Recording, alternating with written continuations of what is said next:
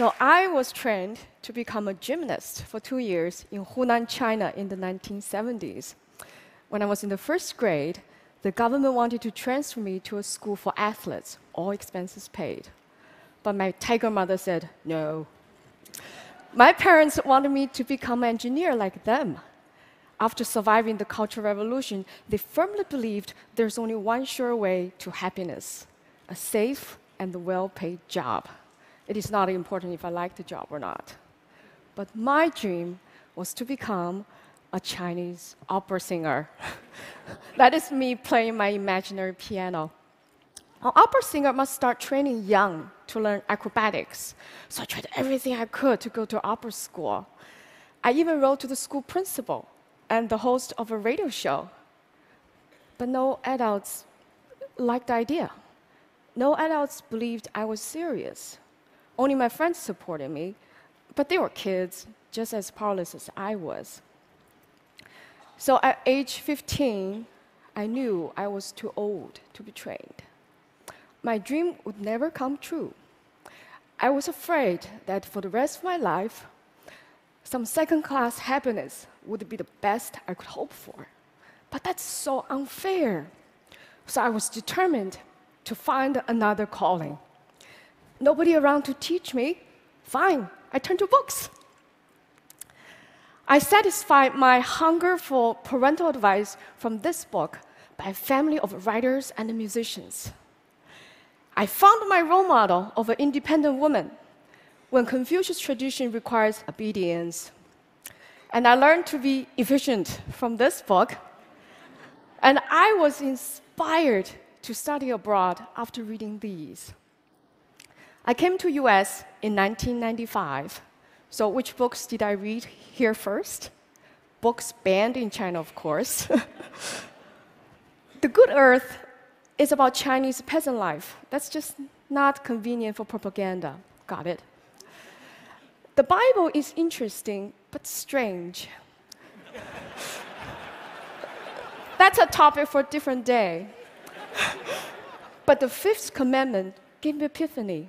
You shall honor your father and mother. Honor, I said. That's so different and better than obey. So it becomes my tool to climb out of this Confucius guilt trap and to restart my relationship with my parents. Encountering a new culture also started my habit of comparative reading. It offers many insights. For example, I found this map out of place at first because this is what Chinese students grew up with. It had never occurred to me China doesn't have to be at the center of the world. A map actually carries somebody's view. Comparative reading actually is nothing new. It's a standard practice in the academic world. There are even research fields such as comparative religion, comparative literature. Compare-contrast gives scholars a more complete understanding of a topic. So I thought, well, if comparative reading works for research, why not do it in daily life too? So I started reading books in pairs. So they can be about people who are involved in the same event or friends with shared experiences. I also compare the same stories in different genres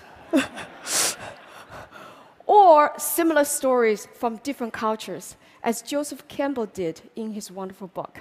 For example, both the Christ and the Buddha went through 3 temptations. For the Christ, the temptations are economic, political, and spiritual. For the Buddha, they're all psychological: lust, fear, and the social duty. Interesting. So if you know a foreign language, it's also fun to read your favorite books in 2 languages. Instead of loss in translation, I found there's much to gain. For example, it's through translation that I realized happiness in Chinese literally means fast joy. Woo. And bride in Chinese literally means new mother. Uh-oh. Books have given me a magic portal to connect with people of the past and the present.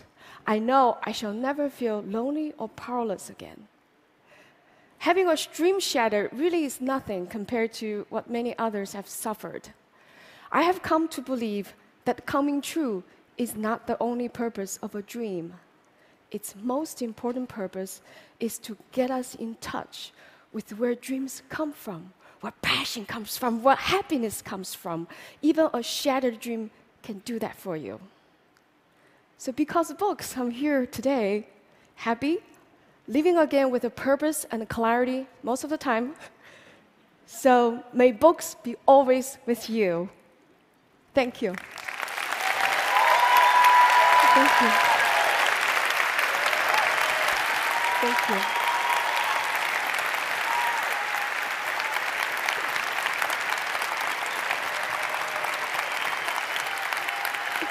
Thank you.